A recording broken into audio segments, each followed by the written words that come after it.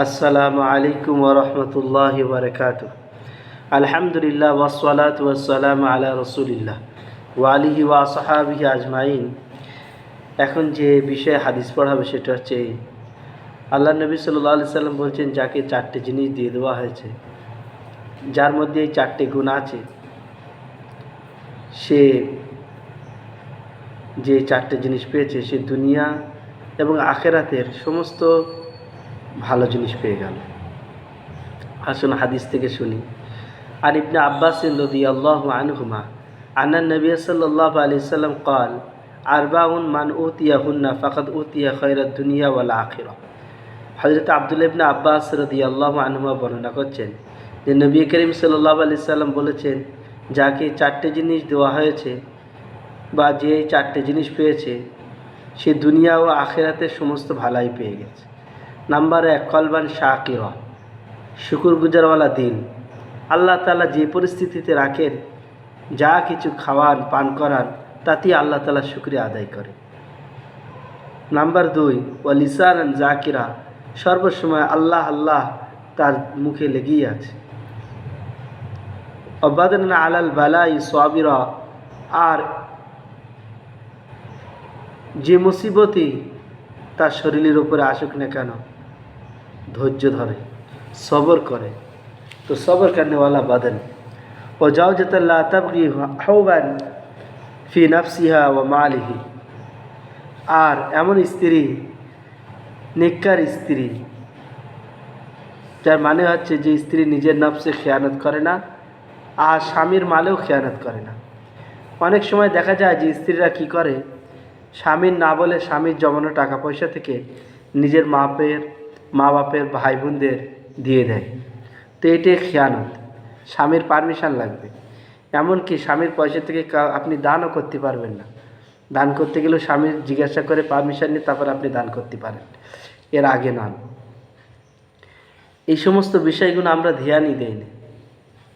কলবান শাকিরা, যে শুকরগুজারওয়ালা দিল।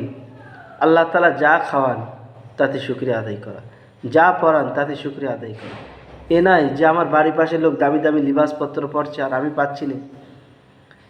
আপনি সেই সময় আপনার নিচেই দেখেন যে আপনার থেকে গরিব মানুষরা কী পড়ছে, কী খাচ্ছে। ইনশাআল্লাহ তাহলে শুকর আদায় করা, আল্লাহ তাআলা শুকরিয়া আদায় করা সহজ হয়ে যাবে। ওয়ালিসানান জাকিরা, সর্বসময় আল্লাহ তাআলার জিকির করা। আল্লাহ নবীজির যে সুন্নত দোয়াগুলো আছে 24 ঘন্টার মধ্যে, সেগুলো পালন করা। আবাদানান আলাল বালাই সাবিরা, শরীরে নিজের জিন্দগিতে যে মুসিবত, যে ফিতনা, যেটাই আসুক না কেন ধৈর্য ধরা। যেটা আল্লাহ তাআলার তরফ থেকে এসছেন, আল্লাহ তাআলা চেয়েছেন বলে এসছেন।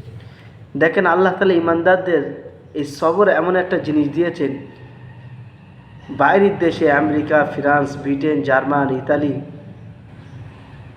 এরা সবর না করার কারণে পাগল হয়ে যায়। ওদের পাগলের সংখ্যা হচ্ছে এই টেনশান। একজন ইমানওয়ালা, যা কিছু হয়েছে আল্লাহ তাআলা চেয়েছেন হয়েছে, ঝামেলা মিটে গেল। কিন্তু বিদেশের লোকেরা পাগল কেন হচ্ছে, বেশিরভাগ ওদের সার্ভে অনুসারে, যে এটা কেন হলে, এইটি করলে এটা হতো, ওইটি করলে ওইটা হতো। এই টেনশান করে হয় মারা যায়, সুসাইড করে, আর নাহলে পাগল হয়ে যায়। তো ওদের ওদিকে পাগলের সংখ্যা হচ্ছে এই যে সবর না ধরার কারণে। ওই জন্য ইমানওয়ালাদের আল্লাহ তাআলা সবর এমন একটা জিনিস দিয়েছেন যে সবরটা যদি কোনো বান্দার মধ্যে এসে যায়, সে বান্দা কামিয়াব ও কামরান হয়ে যাবে। আর নেক স্ত্রী, এখন বর্তমানে স্ত্রীরা দেখেন নিজের স্বামীর একটা নিজের নফসের খেয়ানত করে ফেলে অনেকে। নিজের ইজ্জত নিজের স্বামী ছাড়া কাউকে দেওয়া যাবে না, কাউকে দেখানোও যাবে না। 2, স্বামীর মালে বিনা পারমিশনে কাউকে দেওয়াও যাবে না। আল্লাহ তাআলা আমাদেরকে এই বিষয়গুলো সচেতন করুন বলেন আমিন। সচেতন হওয়ার তৌফিক দান করেন বলেন আমিন।